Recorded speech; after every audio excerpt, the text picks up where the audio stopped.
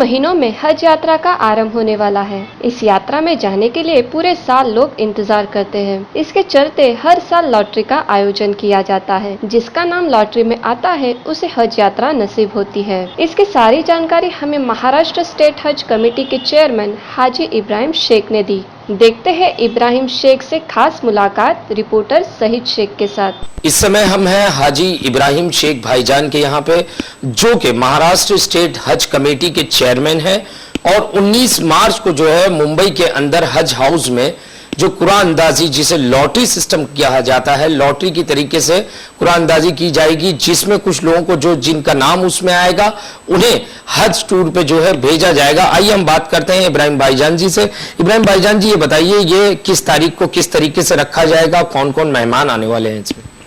देखिए, हर साल की तरह हाजियों की कुरानंदाजी होती है और लॉटरी सिस्टम की तरीके से वो कंप्यूटर पे लॉटरी की जाती है, उनके नंबर निकाले जाते हैं और इसके अंदर सारे ही पूरे महाराष्ट्र से जिन्होंने फॉर्म भरा है वो सारे ही लोग आते हैं और आके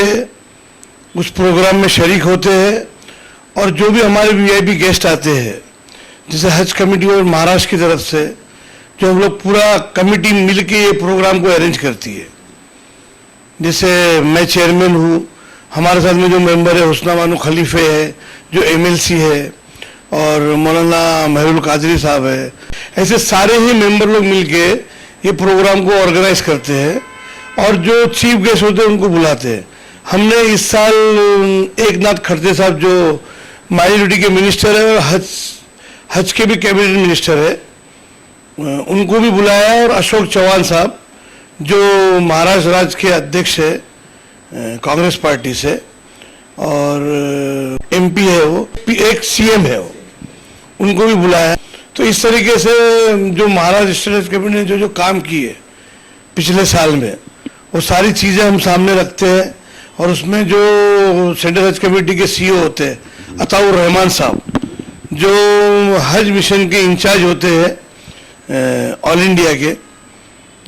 और सारी ही कमेटी अपने अपने तरीके से हाजियों की खिदमत करती है और उस दिन सारी बातें हम आवाम के सामने रखते हैं कि हमने एक साल में क्या क्या किया और आगे जो हज का परेड आने वाला है उसमें क्या क्या करेंगे। अभी तो लोगों ने फॉर्म भरा है और उनकी अभी लॉटरी होगी, इसके बाद में ये काम चलते रहता है। फिर उनकी जो जाने की डेट तय होती है, पहली फ्लाइट, दूसरी फ्लाइट, क्योंकि फर्स्ट फ्लाइट के टाइम हमेशा हम मुंबई में, औरंगाबाद में और नागपुर में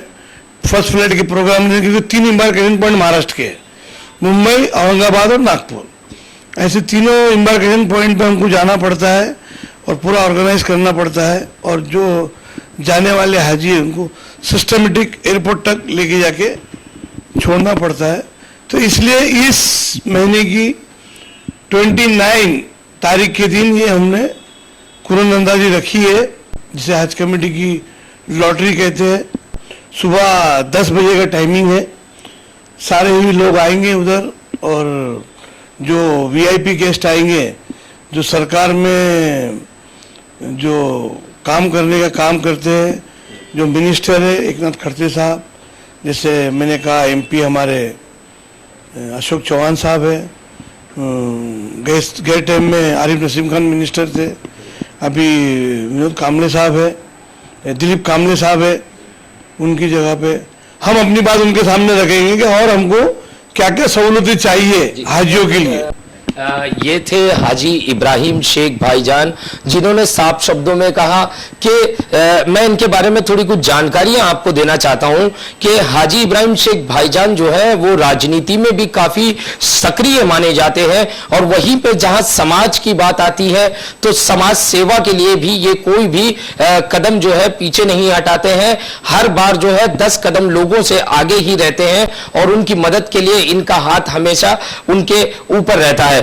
इब्राहिम भाईजान ने एकदम साफ शब्दों में कहा 29 तारीख को जो है, मार्च की 29 तारीख को सुबह 10 बजे के करीब से ये प्रोग्राम स्टार्ट होना है और स्टेट के काफी सारे मिनिस्टर्स और भी कई अन्य मेहमान जो है उस प्रोग्राम में आने वाले हैं और वहां पे कुरान अंदाजी का प्रोग्राम रखा गया है जिसमें कि लॉटरी उठाई जाएगी और जिन लोगों का नाम उसमें सिलेक्ट होगा उन्हें हज नसीब होगा और जिनका नहीं भी होगा तो वो मायूस ना हो, शायद उनका बुलावा इस समय नहीं है, दोबारा कभी फिर वापस उनका नाम डाले और फिर उठने का चांस हो, फिर उनका बुलावा हो सकता है। इसीलिए हाजी इब्राहिम शेख भाईजान ने एक शब्द एकदम बहुत अच्छे कहे कि हिंदुस्तान के अंदर जो है जिस तरीके से कोटे की बात हम करें तो काफी कम जो है, पूरे दुनिया के अंदर जो कोटा बांटा जा रहा है उसको कहीं ना कहीं बढ़ाना चाहिए ताकि और भी कई लोग हैं जो हज के जाने के इच्छुक हैं उनको भी मौका मिले हज के लिए। कैमरामैन शफीक साटविलकर के साथ सईद शेख की रिपोर्ट, समय 24 मुंबई।